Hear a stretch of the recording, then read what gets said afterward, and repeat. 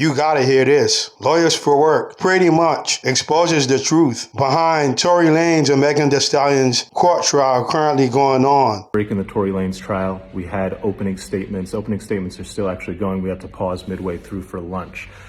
Better than TV. If you watch the prosecution's opening statement, you would say guilty. If you then watch the defense's opening statement, you would say, what the hell is the prosecution thinking, charging him?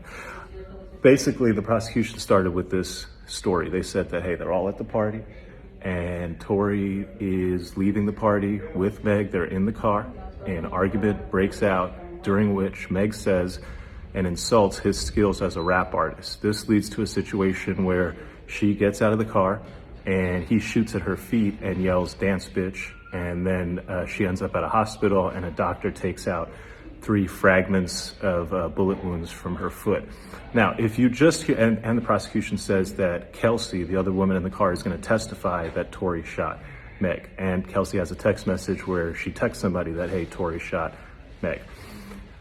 And then the rest of the prosecution's case is based on all these calls and texts where Tory's like, oh, I'm so sorry. Oh, I'm so drunk. He never says that I shot him. He's like, oh, I'm just so sorry. I'm so drunk. So question what he's apologizing for. So that's the prosecution's case. Seems pretty easy. Then the defense comes up and man, it gets spicy. First, the defense goes, they're not telling you about half of what's going on. The most important thing they're not telling you about an eyewitness who saw 2 women fighting, Kelsey and Meg. And so let's talk about why them 2 are fighting. Let's talk about how she was in the front seat. The gun was caught in the front seat. Let's talk about how she might have gunpowder. She does have gunpowder. Let's talk about how this has nothing to do with the fight between Tory and Meg and everything to do with the fight between Meg and Kelsey. And then the defense starts dropping the bombs.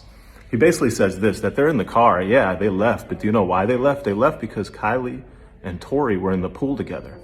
And Kelsey and Meg both felt some type of way about that, to the point that Meg felt really some type of way about that. And she was really trying to go, to the point that eventually, because of how Meg is acting, this is according to the defense, Kylie Jenner goes to Meg Thee Stallion and says, it's time for you to leave.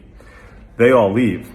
The defense's point is what happens in the car is this. Tory questions Kelsey, hey Kelsey, why are you backing up Meg for me trying to, get it on with Kylie Jenner? Meg has been snaking men from you your whole life. I hooked up with you, Kelsey, and then Meg went behind your back and hooked up with me. And Kelsey, this is not the first time. You had been hooking up with Ben Simmons. Meg went behind your back and hooked up with Ben Simmons. You had been hooking up with DaBaby. Meg went behind your back and hooked up with DaBaby. And so the defense starts dropping all these grenades. The crowd is captivated. The jury's like, oh, what's going on?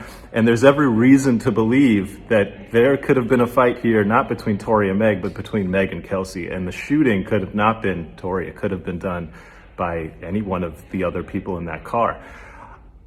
What does all of this mean? Well, I'll tell you a couple things. First, Corey Gamble, Kris Jenner's husband, is going to testify, so this will continue to be must-see TV. 2, the judge is terrific. I expect a very fair trial. The lawyers on the defense side are terrific. I don't know what the government lawyer was doing, giving an opening presentation that made it seem like the most open and shut case ever, when in fact there are huge questions, including an eyewitness who saw 2 women fighting, suggesting that you have to explain that theory to the jury, and you didn't. So I don't love the prosecution's opening in that regard. Stay tuned. We'll have the full coverage here. It's up and it's stuck in the Tory Lanez trial. All right, we're back with the rest of the update in Tory Lanez. So we are taking our afternoon break. There's going to be more testimony at the end of the day. But right now, let me catch you up on what's happened since lunch.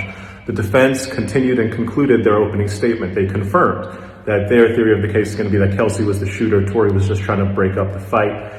Then the prosecution went up. They put on a police officer as their first witness. This is the police officer who arrived at the scene of the shooting. He testified about how he saw gun casings, blood spatter. This was a big mistake in my opinion, because the defense attorney ended up tearing this police officer's testimony to shreds. He basically got the officer to admit that they did not use the proper evidence markers to mark and identify the location of every piece of evidence. So the police cannot tell you where blood was found exactly in relation to the gun casings, where, based on the trail of blood, the victim would have walked around. They can't tell and paint the whole story of what happened when the person got out of the car.